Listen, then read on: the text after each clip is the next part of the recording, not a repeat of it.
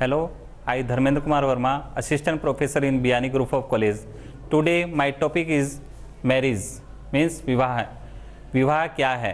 समाजशास्त्र में अनेक प्रमुख संस्थाएं होती है, जैसे परिवार, समिति, समुदाय इत्यादि। इसी तरह से विवाह भी एक प्रमुख संस्था के रूप में मानी जाती है।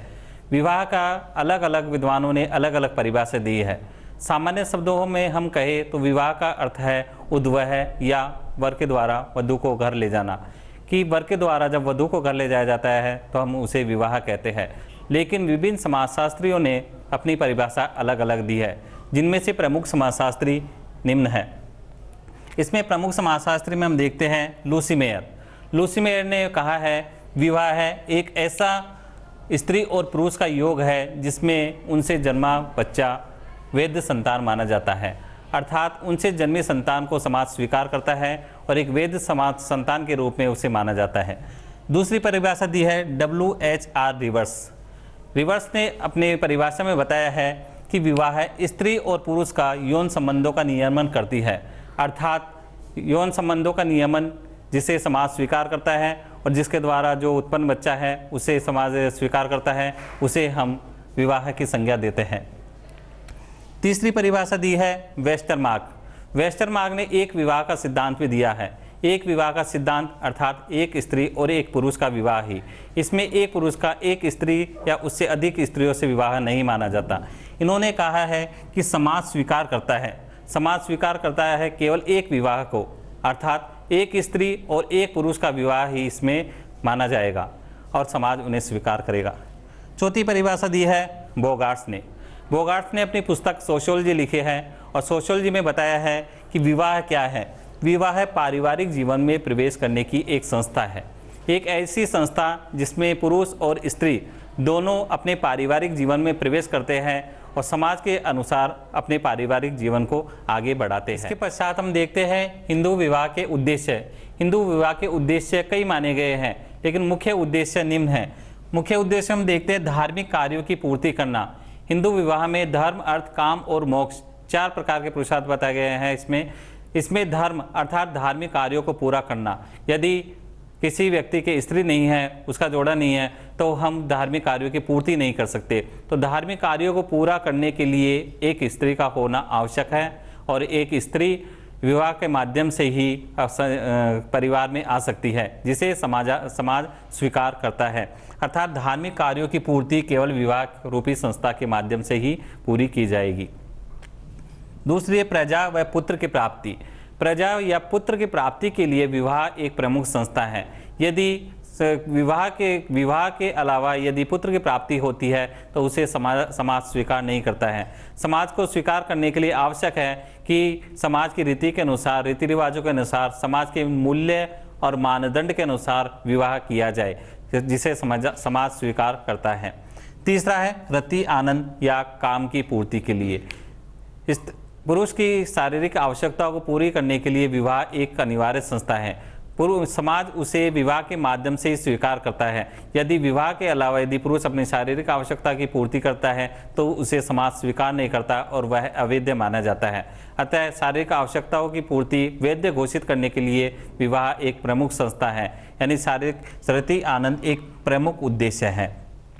इसके पश्चात आता है चौथा उद्देश्य दायित्वों का निर्वाह है। एक माता पिता के लिए अलग दायित्व है, एक पुत्र के लिए अलग दायित्व है और वह दायित्व एक विवाह रूपी संस्था के द्वारा ही पूरा की जा सकती है। एक व्यक्ति जब विवाह करता है और माता या पिता बनता है तो अपने दायित्वों का पूर्ण निर्वाह करता है। इसके पश्चात हम देखते हैं हिंदू विवाह कितने प्रकार के होते हैं या forms of Hindu marriage, Hindu विवाह के स्वरूप।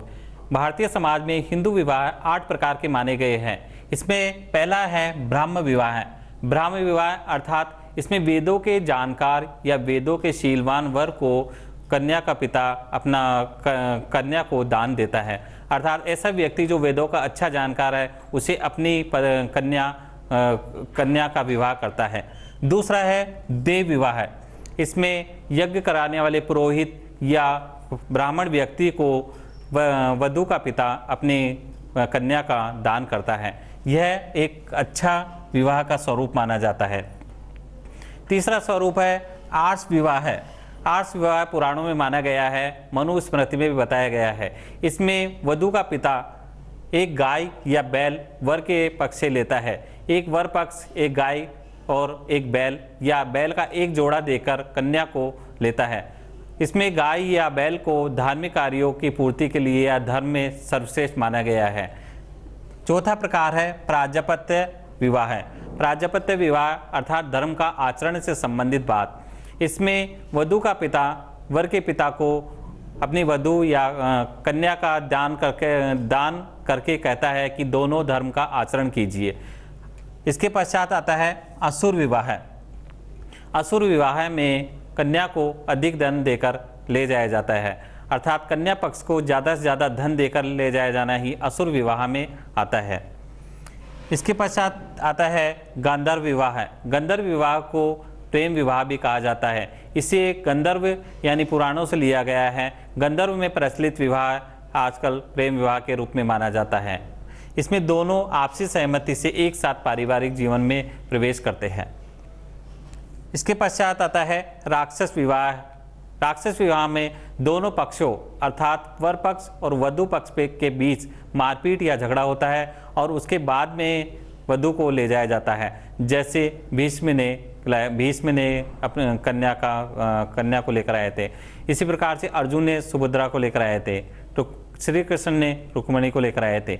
इसके पश्चात लास्ट आता है पैशाच विवाह या पिशाच विवाह। विवाह के स्वरूपों में इसे सबसे निकृष्ट प्रकृति का विवाह माना गया है।